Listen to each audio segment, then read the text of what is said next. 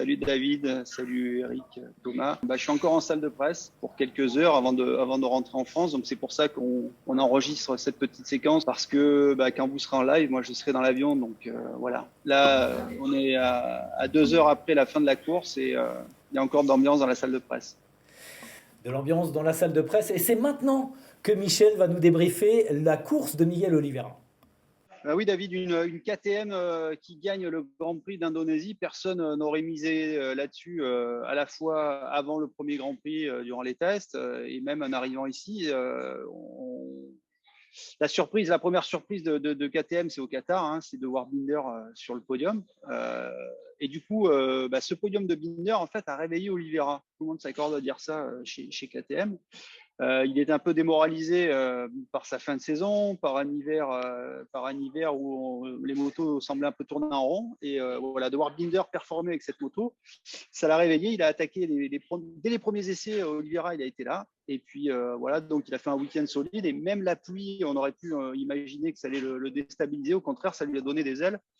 Il a eu une super confiance dès le départ et super victoire. C'est sa 4e en MotoGP. Et voilà, en tout cas, ça laisse à penser. Alors, est-ce qu'on peut dire que KTM redevient un prétendant au titre? Bon, on a eu 2 courses, mais c'est vrai que 2 courses avec 2 podiums, une victoire. KTM qui est leader du championnat du monde des constructeurs, c'est encourageant. Hein. On sait que KTM, c'est depuis cet hiver un nouveau responsable du service course à l'usine, un nouveau team manager avec Francesco Guidotti, donc c'est plutôt encourageant pour les Autrichiens. Miguel Oliveira, il gagne chaque année, mais il a toujours des passages à vide. Est-ce qu'il doit chercher plus de constance? Parce qu'on sait qu'il est rapide, mais il faut que les conditions soient réunies. Oui, c'est ce que la régularité, c'est effectivement ce qui va manquer. Après, on sait qu'il s'est aussi blessé. On sait qu'il a eu un petit passage à vide. L'an dernier, il est devenu père de famille. Ça l'a visiblement un petit peu perturbé. Voilà, donc là, on va voir s'il confirme sur la durée, quoi. Hein. Mais c'est sûr que c'était son point faible et c'est là-dessus qu'il doit travailler. Thomas, quelques statistiques sur Miguel Oliveira? Bon, pas spécifiquement, mais sur KTM, Michel l'a souligné, c'est vrai qu'il mène le championnat du monde constructeur. Et c'est la première fois que l'usine, depuis son entrée en MotoGP, mène le championnat du monde des constructeurs. Donc c'est bon signe, même si effectivement on n'est que sur la 2e course. Mais, comme le rappelle Michel, ça montre que les KTM, 2 podiums, une victoire, elles sont là. Ouais, elles sont là. Et puis Miguel Oliveira, 4 victoires en MotoGP, une par an au moins, de la première année, l'année dernière. Voilà. Bon, on espère que ça va s'arrêter là, pour laisser la place aux autres. Non, mais c'est vrai, en plus, ce que disait Michel, et on l'a revu sur les images, il fait un départ de fou, et c'est ce qui conditionne sa course, parce que, bon, on y reviendra après sur les Français, mais il part de la 3e ligne, et au premier virage, il est dans les 3 premiers quasiment, donc ça a même surpris Johan Zarco, c'était le premier à le reconnaître, et je pense que sous ces conditions-là, on en reparlera aussi, mais le grip de la piste, etc., ça l'a libéré et il est parti et personne ne l'a revu, quoi, quasiment. Il dépossède de nouveau un Français de la victoire, puisque à Barcelone l'an passé, c'était Johan Zarco qui était derrière. Là, cette fois, c'est Fabio. Donc, Et il a tendance à priver souvent les premiers vainqueurs, parce que Paul Espargaro, il y a l'année d'avant, et effectivement, il s'est fait rafler la victoire par Miguel Oliveira. Donc Miguel Oliveira, très très belle victoire pour le pilote portugais. Ça pourrait être notre coup de cœur, mais c'est déjà le vainqueur. On reviendra plus tard sur le coup de cœur. En attendant, on va parler des Français parce qu'il y a eu 2 Français sur le podium. On écoute Michel sur son débrief à propos des pilotes tricolores.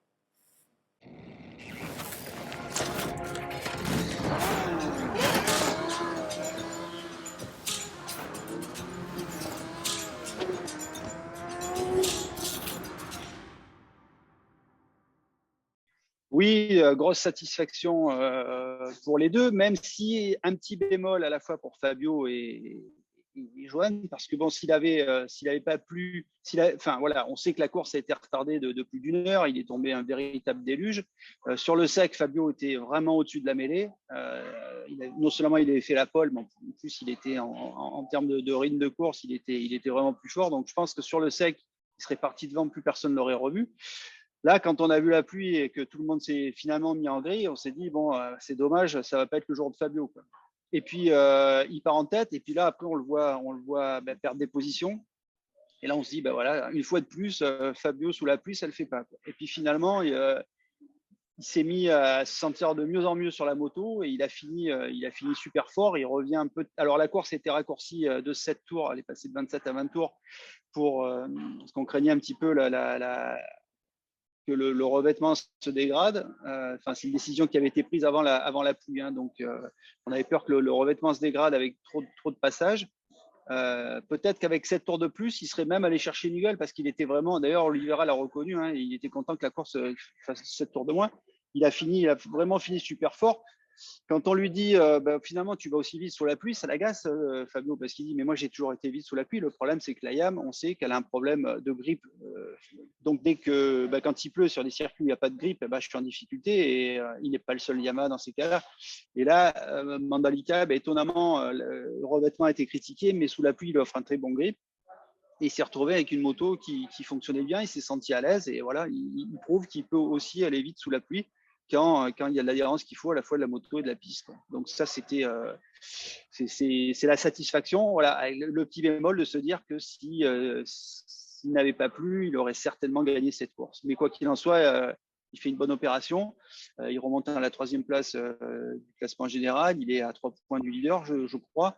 Et surtout, il a devant lui Bastianini et Binder qui sont pas, on va pas dire qu'ils font partie des favoris, même s'ils peuvent se révéler. Enfin, en tout cas, Bagnaia, lui, n'a marqué qu'un seul point de course. Marquez n'a pas pris le départ. Enfin, voilà. Donc, parmi les favoris, ce qu'on imaginait, Mir a été en galère complète tout le week-end.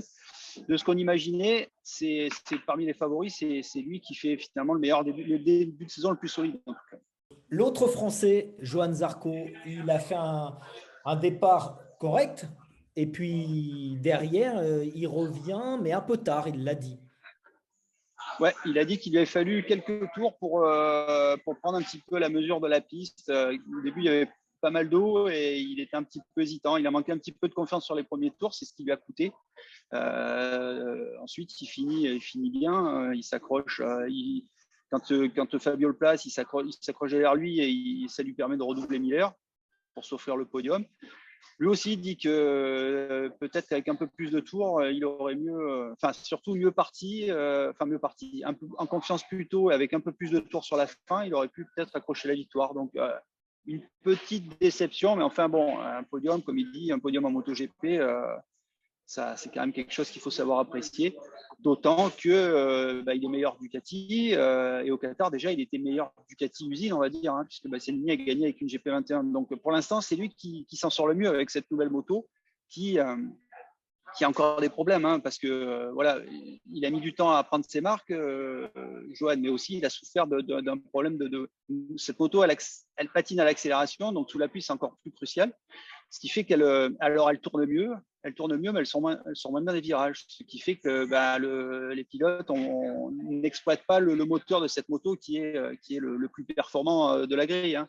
Donc c'est vrai que pour l'instant c'est un peu compliqué pour eux. Miller a flingué lui son pneu pluie rapidement, donc il a perdu des places. Et puis Bagnaia lui c'est l'avant. Le pneu avant, il a détruit son pneu et il n'avait pas de feeling et voilà, il termine loin lui aussi, hein, il termine 15e. C'est son premier point de la saison. Donc pour celui qu'on annonçait comme le favori du championnat, c'est quand même pas terrible.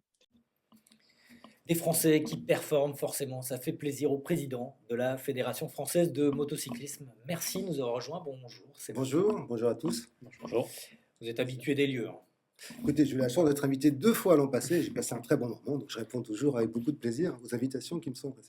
Les performances de Quartararo, les performances de Johan Zarco, est-ce que ça se traduit sur le nombre de licenciés pour les épreuves sportives, Sébastien ? Ce que l'on peut dire, c'est qu'on a vécu une fin d'année dernière historique en termes de prise de licence. On a une campagne primo-licenciée qui est réservée aux nouveaux licenciés. Et donc, on a franchi le cap des 5000 prises de licence au titre des primo-licenciés, ce qui n'était jamais arrivé. Donc, ce qui est certain, c'est que l'image de la moto aujourd'hui, elle est positive à travers nos champions, à travers un Johan comme un Fabio, qui portent un regard positif sur la moto. Je pense qu'on a affaire à des jeunes qui sont vraiment bien dans leur basket, ça se sent, qui ont le sourire facile, qui s'expriment bien. Et donc, évidemment que c'est important pour la moto. Et je crois que tous les sports sont portés par leurs champions. Et à chaque fois qu'on a la chance d'avoir des champions, ben, c'est à nous, fédération, de traduire, de faire en sorte que l'on puisse les accueillir, tous ces futurs Fabio, Johan, dans nos clubs. Et c'est tout le travail que nous menons actuellement. Ça se traduit immédiatement, l'effet a été immédiat d'une année sur l'autre avec le titre de Quartararo. Non, c'est pas ce que je dis, mais ce que l'on peut dire, c'est qu'on est aujourd'hui, on a un titre de champion du monde historique. On a eu un nombre de primo-licenciés historiques. On a, à mon avis, grâce à la dynamique qui est portée par la vitesse via le titre de Fabio, pu mettre en place, nous, fédérations, différents championnats régionaux de vitesse, ce que je pense qu'on aurait beaucoup plus de mal à faire, ou ça aurait été sans doute beaucoup plus long, s'il n'y avait pas eu ce titre historique. Donc on s'approprie les pistes de karting parce qu'on voit beaucoup de motos sur les pistes de karting. Donc ça, c'est un travail qui est fait grâce je dirais, au titre de Fabio. Ça nous permet d'accélérer, nous, notre déploiement de projet. Et ça, par contre, c'est certain que c'est lié au titre de Fabio, avec un focus des grands médias, un focus de nombreux Français qui suivent aujourd'hui Fabio, parce qu'il a glané un titre qui est vraiment hors norme, qui est exceptionnel et qui est d'un poids sportif totalement hors du commun.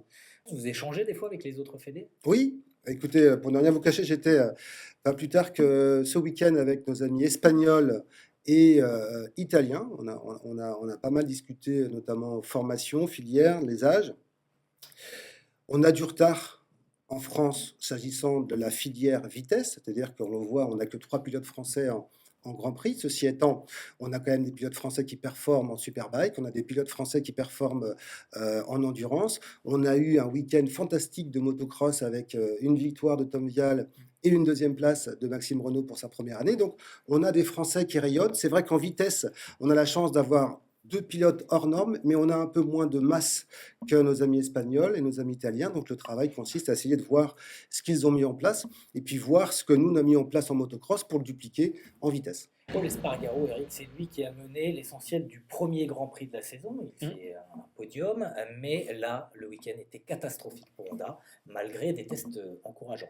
Oui, comme le disait Thomas dans sa chronique, lors du premier Grand Prix, il avait fait plus de tours en tête que dans toute sa carrière en MotoGP.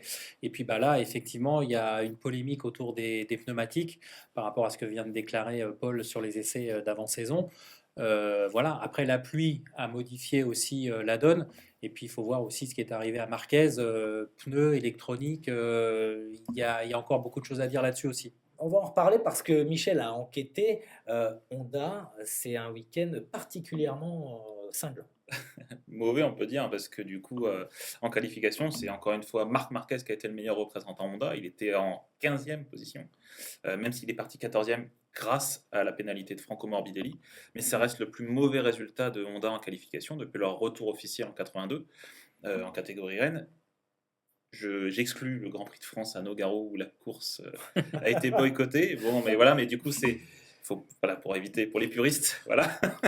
Mais toujours est-il que ça reste quand même assez remarquable. Et ensuite, là, à l'arrivée de la course, on n'a pas d'Honda dans le top 10. Donc, alors qu'on en avait une sur le podium à la première course. Donc, effectivement, c'est les pneus et Michel va y revenir. Alors Michel a enquêté justement sur les pneus et l'accord avec les Honda, dont Paul Espargaro disait que c'était nettement mieux, que la Honda avait compris. C'est un être vivant, une moto, faut pas oublier. La Honda avait compris les pneus. Eh bien, ça n'était pas du tout la même chose ce week-end à Mandalay. Pendant les tests, c'était il y a un mois, il faisait vraiment très chaud ici. On avait pratiquement plus de 60 degrés au sol et les pneus qu'avait mené Michelin étaient en ébullition. Ils étaient à plus de 160 degrés. Donc Michelin savait que si on ramenait ce type de pneus, ça ne ferait pas la course.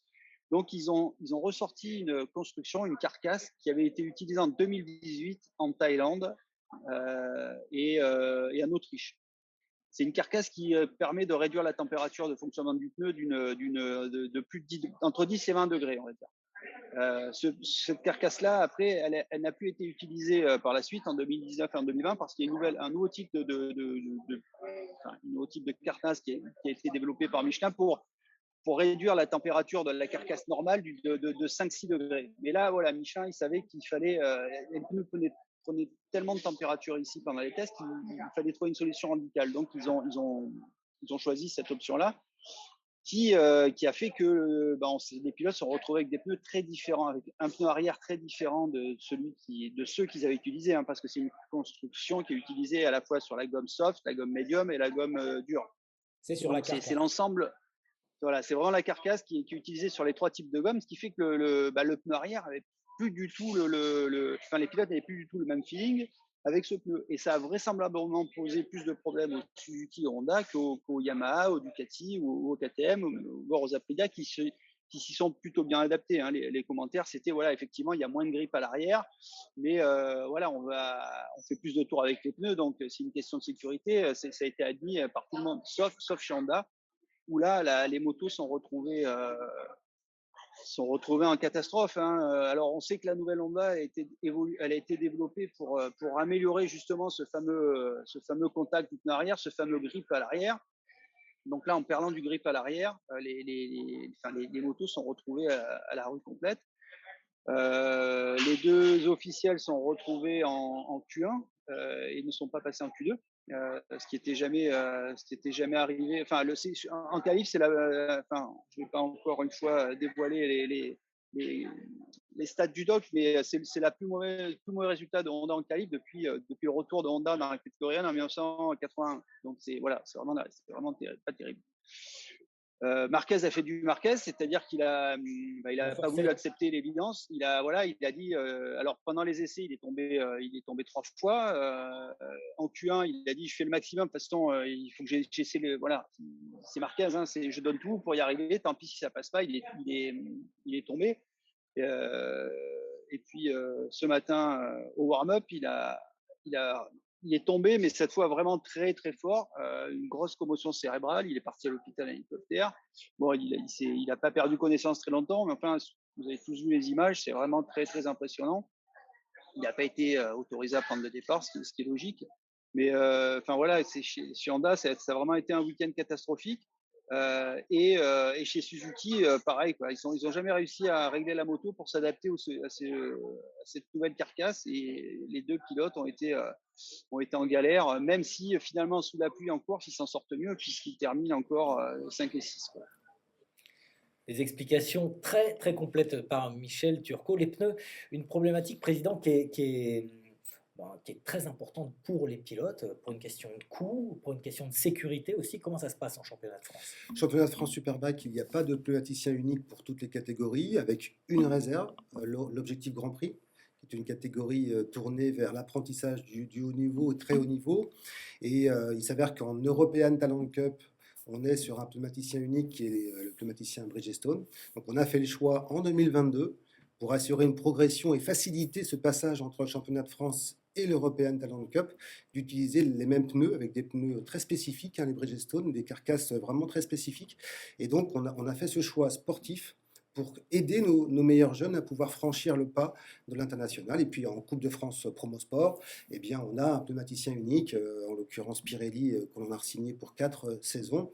L'idée, c'est de trouver l'équilibre entre performance et prix, coût, hein, pour faire en sorte que les pilotes, ça soit des catégories promotionnelles et qu'il n'y ait pas une inflation des prix à travers le pneumatique.